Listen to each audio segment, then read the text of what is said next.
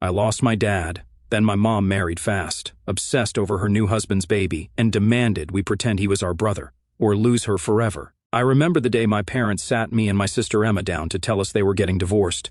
I was only 7, but even at that age you can feel when things are falling apart. Emma was 9, and she had this tough girl act going on, trying not to cry, but I could tell she was hurting. We both were. They gave us the whole "it's not your fault" speech, like somehow hearing that would make it less crappy. It didn't. After the divorce, things were rough. We stayed with Mom, and she did her best to keep life going, but it was obvious she was struggling. She worked long hours, and when she was home, she was always tired or just not interested in spending time with us. We went from being a family to just 3 people living in the same house. It was like Dad took the glue that held everything together when he left. A couple of years went by, and that's when Brian came into the picture. I wasn't really paying attention at first. I mean, we were just kids, and it's not like we had a say in Mom's dating life. One day, though, she introduced him to us over dinner. Brian was a nice enough guy, I guess, but he was kind of quiet and awkward. Like he didn't know how to talk to kids. I remember sitting there trying to figure out what was so special about him. But the real kicker wasn't Brian. It was Mason, his baby son. Mason was only a few months old when Mom started seeing Brian, and she instantly became obsessed with him. I'm talking full-on 24/7 mom mode, like she had hit the reset button on parenting. Emma and I just stood there watching it happen like, what the hell is going on? She started acting like Mason was her own kid. I get that Brian was a package deal or whatever, but it felt like we got pushed aside for this baby that wasn't even ours. I remember one night when I was sitting at the table doing my homework, and Mason was crying. Mom was all over him, soothing him, rocking him, the whole thing. I couldn't help but think, where was all that attention when we needed it? Mom and Brian got serious pretty fast. It wasn't long before she started dropping hints about us all being a family and how she was so happy we were going to be a part of this new chapter in her life. She didn't ask how we felt about it, though. Emma was old enough to be mad about it, but I think I was more confused than anything. One minute it was just me, Emma, and Mom, and the next, we've got this stranger and his baby moving into our house. It felt like everything was changing, and we had no control over any of it. When Mom and Brian got engaged, things got even weirder. I remember she was super excited, like it was the best thing that had ever happened to her. She started planning the wedding right away. I don't even think she asked us what we thought about it. It was like we were just along for the ride, and our opinions didn't matter. Then, right before the wedding, my dad died in a car accident. It was like the worst timing possible. We were devastated. Emma was a wreck, and I didn't know how to handle it either. Dad may not have been around much after the divorce, but he was still our dad. Losing him hit us hard. You'd think under the circumstances, Mom would have put the wedding on hold, right? Give us time to grieve, maybe, but nope. The wedding went ahead as planned. She didn't even hesitate. I'll never forget how cold that felt. She was all smiles, planning her big day with Brian, while Emma and I were barely holding it together. I remember thinking, is this really happening? Is this what's important to her right now? On the day of the wedding, it felt like we were in some alternate reality. I mean, here we were, just weeks after our dad died, standing there in fancy clothes, watching Mom marry this guy. I don't think either of us said a word the whole day. The ceremony was just weird. Brian's family was there, cooing over Mason like he was the star of the show. Meanwhile, Emma and I were trying not to cry. That's when the real shift happened. After the wedding, Mom told us, and this still blows my mind, she told us that if we wanted to keep seeing Dad's parents, our grandparents, they'd have to include Mason too. Can you believe that? She straight up said that we couldn't spend time with our own grandparents unless Mason was part of it. Emma lost her mind when she heard that. I think she yelled at Mom for a solid 5 minutes, and honestly, I don't blame her. It was like she was trying to erase our dad completely and replace him with Brian and Mason. Our grandparents tried to reason with her. They offered to take just me and Emma for weekends to do stuff like we used to, and they even said they'd pay for everything. But Mom wasn't having it. She said that if they wanted to see us, they had to see Mason too. I'll never forget the look on Emma's face when she heard that. It was like the final straw for her. She was done. Mom's reasoning was that we were all a family now, and Mason was a part of that. But here's the thing, he wasn't our family. He wasn't Dad's son, and he never met Dad. Why did he have to be included in everything related to Dad's side of the family? It didn't make sense to us. And no matter how much we tried to explain it, Mom just didn't care. Emma and I started distancing ourselves after that. We didn't want to be around this fake family dynamic that Mom was trying to force on us. It felt like Mason was her priority now, and we were just these extra kids she had to deal with. It was like we were being phased out of her life little by little, and there wasn't much we could do about it. Looking back, I realized that was the beginning of the end for our relationship with Mom. She was so focused on building this new life with Brian and Mason that she didn't notice we were slipping away. Or maybe she did, and she just didn't care. Either way, things were never the same after that. After the wedding, things got even more awkward between me, Emma, and Mom. It was like she expected us to magically adjust to this new life with Brian and Mason. Like we could just flip a switch and start feeling like one big happy family. Spoiler, that didn't happen. Not even close. Mom started pushing this idea of family unity hard. She kept going on about how we needed to treat Mason like he was our little brother, which just felt wrong. I mean, yeah, Mason was a cute kid, but he wasn't our brother. He wasn't Dad's kid. He was just Brian's son. I don't know if Mom thought we'd forget about our real dad, or if she really believed we did bond with Mason like he'd been there from the start, but that's not how things work. I remember one specific day that really hit me hard. It was Dad's birthday, a day that was always kind of sacred for us. Even after the divorce, Emma and I would spend it with Dad's family, our grandparents, aunts, uncles, cousins, people who actually knew him and loved him. We'd go to his favorite restaurant, sometimes visit his grave, and just share memories. It was our way of keeping his memory alive. But this year, Mom decided things were going to be different. She sat us down a week before and said, "This year, we're celebrating your dad's birthday together here at home with Mason and Brian." I could feel my stomach drop. I was like, what? That was our time with Dad's side of the family. Mason didn't even know our dad, and Brian barely knew him. It felt like a slap in the face. Emma spoke up first, and she wasn't subtle about it. She said, "Why would Mason be there? This has nothing to do with him." Mom shot back, "Mason is part of this family now, and it's important we all honor your father together. We don't exclude people in this family." I wanted to argue, but at the same time, I knew where it was going. Emma and I had been having the same fight with her for months. No matter what we said, she always twisted it into us being selfish or not wanting to include Mason. It was frustrating because it wasn't that we hated Mason or anything. We just didn't want to force him into something that wasn't his. And let's be real. It was more about us not wanting our dad's memory turned into some awkward blended family event that felt fake. So, I tried to be calm and explain it. I said, "Mom, Dad's birthday has always been a thing with his side of the family. They were there for us when he died, and it means a lot to keep that going. Mason doesn't need to be there." She looked at me like I had just said the worst thing ever.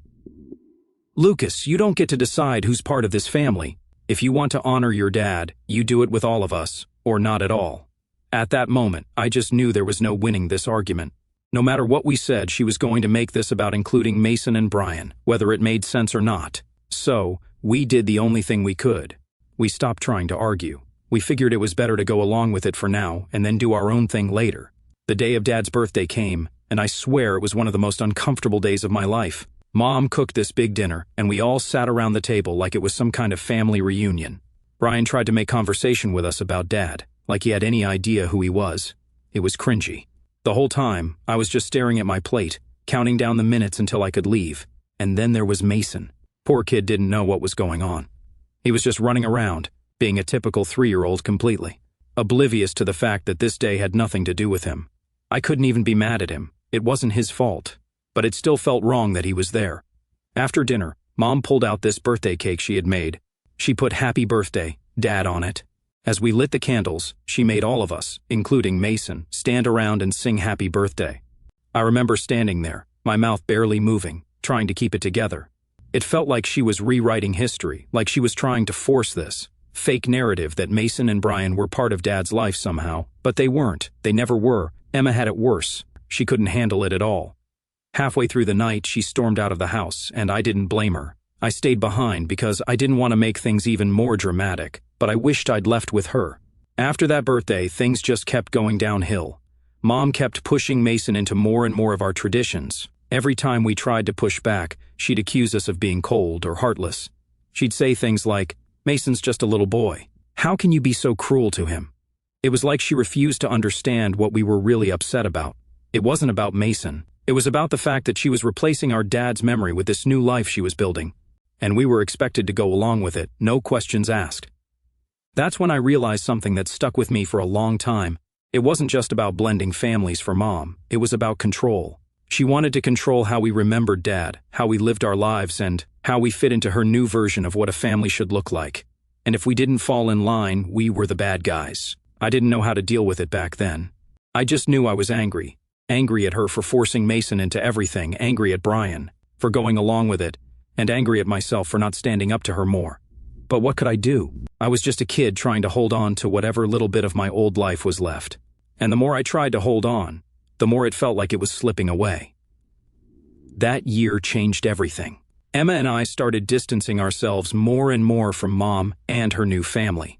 And while it wasn't the breaking point yet, it was the beginning of us realizing that things were never going back to the way they were.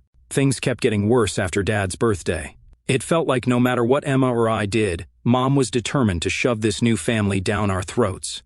I don't think she understood, or maybe she didn't care, how badly all this blending was affecting us. We couldn't just snap our fingers and accept Brian and Mason as replacements for Dad. But she acted like we were the ones being difficult. By the time I turned 18, I had pretty much reached my limit. The house didn't even feel like my home anymore. It was like Brian had taken over, and everything revolved around him and Mason. Brian wasn't a bad guy, but he wasn't my dad. He had his own way of running things, and I couldn't help but feel like an outsider in what used to be my house. Every decision, every rule, it was all Brian says this or Brian thinks that. I didn't care what Brian thought. I just wanted my life back, the one where my opinions actually mattered. One day I was in my room packing up some of my stuff, getting ready to move in with my girlfriend Jess. I wasn't leaving because I didn't love my mom. I did, but I needed space. It felt like the walls were closing in on me, and I couldn't breathe with everything going on in that house. Jess and I had been planning this move for months, and I was finally ready to get out. Mom came into my room while I was packing. I could tell from the look on her face that she wasn't happy about it. "So, you're really going through with this?" she asked, crossing her arms. I nodded. "Yeah, Mom, it's time." She stood there for a minute, not saying anything, just watching me throw stuff into boxes. Then she sighed and said, "I don't understand why you're running away from your family." That word family hit me hard. I stopped what I was doing and turned to her. "I'm not running away from family," I said. "It just doesn't feel like my family anymore." Her face changed. She looked like I had slapped her. "What are you talking about? Of course, this is your family. We're all in this together." I couldn't believe she still didn't get it. "Mom, ever since you married Brian, everything has been about him and Mason. It's like Emma and I don't even matter anymore. We're just here. You're trying to replace Dad with him, and I can't deal with it." She shook her head, frustrated. "I'm not trying to replace your father. I just want us all to be a family. Why can't you see that?" I didn't know how to explain it to her. It wasn't that I didn't want a family. I just didn't want this forced version of it. "I don't feel like I'm part of this family," I said, trying to stay calm. "I feel like I'm stuck in someone else's life." Mom looked like she was about to argue again, but then she sighed and sat down on the edge of my bed. "I just want you to be happy," she said quietly. "I want us all to be happy." "I know, Mom," I said, softening a little, "but I'm not happy here. I need space. I need to figure things out on my own." We sat in silence for a minute. I could tell she didn't want me to go, but at the same time, she knew I had made up my mind. After a while, she stood up and left the room without saying anything else.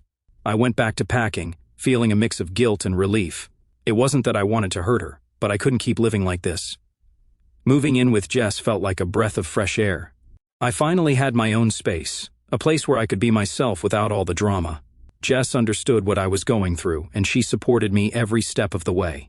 For the first time in years, I felt like I could actually relax. But of course, things weren't quiet for long. About a week after I moved out, Mom called me. She wasn't happy. She said I hadn't been around enough to see Mason, that he missed me, and I needed to make more of an effort to include him in my life. I couldn't believe it. Even after I left, she was still pushing this whole Mason is your brother thing. It wasn't that I hated the kid, I didn't. But I didn't see him as my brother, and I wasn't going to pretend I did just to make Mom feel better. I tried to explain that I needed space, that I was focusing on my own life now, but she didn't want to hear it. She just kept talking about how Mason was hurt and how I was abandoning my family. The guilt trips were relentless, but I wasn't caving this time. I'd finally gotten out, and I wasn't going back. Things stayed tense after that. I didn't go back to the house, and I didn't visit much. Emma had already started distancing herself, too. She wasn't as vocal about it as I was, but she felt the same way. It was like we were slowly being pushed out of Mom's life, and Mason was taking our place. It hurt, but what could we do? Mom had made her choice, and we had made ours. It was quiet for a few months after that. I thought maybe we'd finally hit some sort of balance. Mom with her new family and me with my new life. But then, out of nowhere, she showed up at my job. I was in the middle of a shift when she walked in. I could tell by the look on her face that she wasn't there to chat. She was pissed. I wasn't sure what had set her off this time, but I had a feeling I was about to find out. "We need to talk," she said, crossing her arms and glaring at me. I sighed. "Mom, I'm at work. Can't this wait?" "No, it can't," she snapped. "I'm tired of you ignoring your family. Here we go again." I tried to keep my voice calm. "I'm not ignoring my family. I've been busy." "Too busy to see your own brother?" she shot back. I clenched my jaw. "Mason is not my brother. That did it."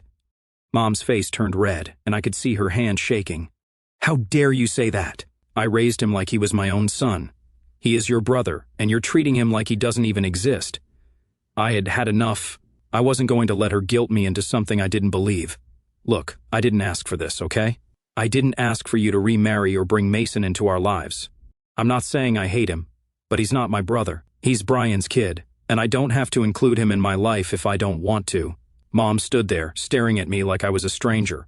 "I can't believe you've turned into this person," she said, her voice low. "I thought I raised you better than this." I didn't know what else to say. I just looked at her and said, "Maybe you didn't raise me at all." After that confrontation with Mom at my job, things between us went from bad to worse. I didn't think they could. But here we were. The tension had been building for years. But now it was like we were in this silent war. She wasn't talking to me, and I wasn't making any effort to reach out either. It felt like something had broken that couldn't be fixed. And honestly, I didn't have the energy to try and mend it anymore. A couple of weeks went by, and I thought maybe we'd just leave things where they were. I didn't mind the silence. I was finally getting some space and could focus on my own life without all that family drama weighing me down. But of course, it wasn't going to stay quiet for long. Mom had a way of pulling you back in whether you wanted to or not. One night, I was at home with Jess, just relaxing after a long day, when my phone started blowing up with texts. It was Mom. She hadn't texted me since our fight, so I figured this wasn't going to be anything good.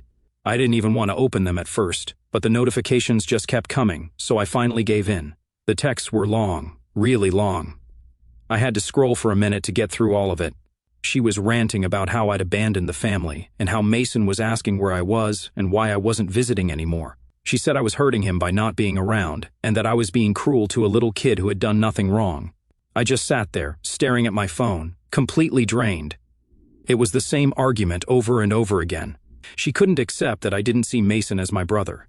She refused to let it go, and now she was making it sound like I was some villain for not playing along with her perfect family fantasy. I didn't even know how to respond. Jess, sitting next to me, saw my face and asked, "Is it your mom again?" I nodded. "Yeah, she's saying the same stuff, that I'm being unfair to Mason, that I'm hurting the family." Jess rolled her eyes. "She doesn't get it, does she?" "Nope," I said, tossing my phone on the table. "She's never going to get it." Jess put her hand on my shoulder. "You don't owe her anything. You've done everything you could to explain how you feel. If she doesn't want to listen, that's on her." I knew she was right, but it didn't make it any easier. There was always that nagging guilt. Even though I knew Mom was in the wrong, part of me still felt like I was the bad guy. I wasn't trying to hurt Mason, and I didn't want to make him feel left out, but at the same time, I couldn't keep pretending like this whole situation was normal. A few days later, things took a turn. Mom started calling me, and I ignored the first couple of calls, figuring she was just going to keep pushing the same argument.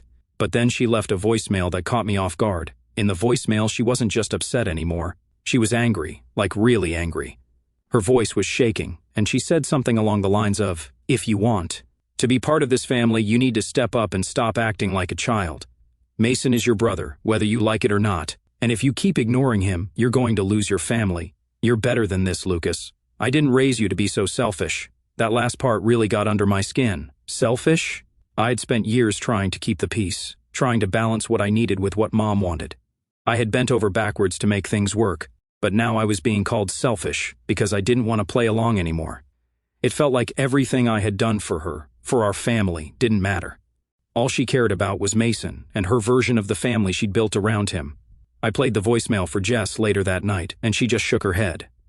"She's trying to guilt trip you again," she said. "You don't have to listen to that." I knew she was right. I had been guilt-tripped for years, but it was like a reflex now. Part of me still felt like I owed Mom something, even when she was clearly in the wrong. A few days passed, and then something happened that really pushed me over the edge. Mom showed up at Jess's apartment. She didn't even call or text me beforehand. Just showed up at the front door, demanding to talk. Jess opened the door, and I could hear Mom's voice before I even saw her. She was upset, and she wasn't going to leave until she got what she wanted. Jess came back to get me, looking a little shaken. "Your mom's here," she said. She's kind of freaking out. I didn't want to deal with it, I really didn't, but I couldn't just leave her standing out there either. So I went to the door. The second she saw me, she started in. "We need to talk now," she said, her voice sharp. I didn't even invite her in. I just stepped outside and closed the door behind me. "What do you want, Mom?" She crossed her arms and glared at me. "You need to stop this. This is ridiculous, Lucas. You've cut off your own family for no reason." "I didn't cut off my family," I said, trying to stay calm. "I just don't want to be part of something that doesn't feel real." Mom threw her hands up. "Mason is real. Brian is real. This is your family, whether you want to accept it or not." "I don't care about that," I shot back. "You're trying to force something that I don't believe in. Mason isn't my brother, and Brian isn't my dad. I'm not going to pretend like they are just to make you happy." That's when she said it, the thing that really made me see red. "Well, if you can't accept them as family, then maybe you don't deserve to be part of this family either." I just stood there, staring at her, trying to process what she had just said. I couldn't believe it. She was willing to throw me away because I wouldn't fall in line with her new family. I didn't say anything, I couldn't. I just turned around and went back inside, closing the door behind me. I could hear her shouting outside, but I didn't care anymore. Something had snapped inside me. All the guilt, all the pressure, it was gone. If she wanted to cut me off, fine. I wasn't going to keep fighting for a place in a family that didn't even feel like mine. That night, I blocked her number. It wasn't an easy decision, but it was necessary. For the first time in years, I felt like I could breathe. After I blocked Mom's number, things went quiet, really quiet. I thought maybe she'd try to get in touch through other people. Maybe Jess, maybe Emma, but nothing. It was like a switch had flipped, and just like that, the drama stopped. At first, it felt weird. I'd been so used to the constant pressure, the guilt trips, and the manipulation, that when it all stopped, I didn't know what to do with myself. But slowly, the silence started to feel like a relief. I spent a lot more time with Jess, focusing on our life together. For once, I wasn't carrying around all this weight from my family. Jess and I could actually enjoy our time together without me constantly checking my phone or stressing out about the latest thing my mom had done or said. It felt like I was finally living my own life, and not the one Mom had tried to force me into. But of course, peace never lasts forever. One day, a few months after everything went down, I got a message from my aunt, Mom's sister. I hadn't spoken to her in a while, but we'd always gotten along pretty well. She didn't take sides during all the drama with Mom, which I appreciated. The message was short and kind of vague. It just said, "Hey, can we talk? It's important." I knew something was up, so I called her. She answered on the first ring, and the first thing she said was, "Lucas, have you talked to your mom lately?" I sighed. "No, I haven't. We're not really in contact anymore." There was a pause on the other end. I could tell she was trying to figure out how to word whatever she was about to say. "I don't want to get in the middle of things, but you should probably know that. Your mom's been telling everyone that you and Emma abandoned her and Mason." I closed my eyes and took a deep breath. Here we go again. "So, you're saying we abandoned her?" I asked, my voice tight. "Yeah," my aunt said softly. "She's telling people that she tried to reach out to you both, but you've been ignoring her, that you're refusing to be part of the family, and she doesn't know what to do." I couldn't help it. I laughed, even though none of this was funny. "Of course she's the victim now." "Classic," I said. "I don't know all the details, Lucas," my aunt said, her tone a little defensive. "I'm just telling you what she's been saying. I didn't want to get involved, but I thought you should know." "Thanks for letting me know," I said, feeling my anger start to build again. "But she's twisting the truth. She cut us off the second we didn't play by her rules. She wanted us to accept Mason as family, and when we didn't, she wrote us off." There was a long pause on her end, like she wasn't sure how to respond. Finally, she said, "Well, I thought you should hear it from me rather than through the grapevine." "I appreciate it," I said, trying to keep my frustration out of my voice, but honestly, I don't think there's anything left to fix. After I hung up the phone, I sat there for a while, just thinking. It was hard to wrap my head around the fact that, after everything, Mom was still trying to make us out to be the bad guys. It was like she couldn't handle the idea that she'd pushed us away. So instead, she flipped the script and made it look like we were the ones who'd abandoned her. That's when I realized something. This wasn't about Mason or Brian or any of the family drama. This was about control. Mom had always needed to be in control of everything. She needed to control the narrative, control the family dynamic, control how we remembered Dad. And when Emma and I stopped letting her control us, she lost it. A few days after the call with my aunt, I decided to reach out to Emma. We hadn't talked much since everything blew up, but I knew she was going through the same stuff I was. We set up a time to meet for coffee, and when we finally sat down, it was like a weight lifted off my shoulders. Talking to her felt different now, like we were on the same page in a way we hadn't been before. "Did you talk to Aunt Sarah?" I asked after we'd settled into our seats. Emma raised an eyebrow. "Yeah, what did she say?" I told her about the conversation, about how Mom was telling people we'd abandoned her. Emma rolled her eyes so hard I thought they might get stuck. "Of course, she's playing the victim," Emma said. "She always does. It's never her fault." "I know," I said, shaking my head. "But it still pisses me off. Like, how can she not see that she did this? She's the one who pushed us away." "She doesn't want to see it," Emma said, taking a sip of her coffee. "She's never going to admit she's wrong. In her mind, she's this perfect mom who's just trying to hold the family together, and we're the ungrateful kids who don't appreciate her." That hit me harder than I expected. Perfect mom. Was that how she saw herself? I guess it made sense. In her world, she probably thought she was doing everything right, that she was creating this happy blended family. But the reality was so far from that. "I don't know what to do anymore," I admitted, leaning back in my chair. "I've tried everything. I've explained how I feel. I've tried setting boundaries and nothing works. She just ignores it and keeps pushing her version of things." Emma nodded. "Same here. I've been trying to distance myself for years, but every time I do, she pulls the poor me card and makes me feel guilty." We sat in silence for a while, both of us just processing everything. It felt good to talk to Emma about it, though. It made me realize I wasn't alone in all this. We were both dealing with the same thing, and neither of us had the answers, but at least we had each other. "I guess we just have to accept that this is who she is," Emma said finally. "She's not going to change. She's always going to try and control us, and we have to decide how much of that we're willing to put up with." I nodded. "Yeah, I guess so." We finished our coffee, and as we left the cafe, I felt a weird sense of closure. I wasn't happy about how things had turned out with Mom, but I wasn't as angry anymore. I'd done everything I could to make things work. But sometimes, no matter how hard you try, people just won't change, and that's not on you. For the first time in a long time, I felt like I could move forward without the weight of all this family drama on my shoulders. Maybe things with Mom would never be the way they used to be, but I had my own life to live now.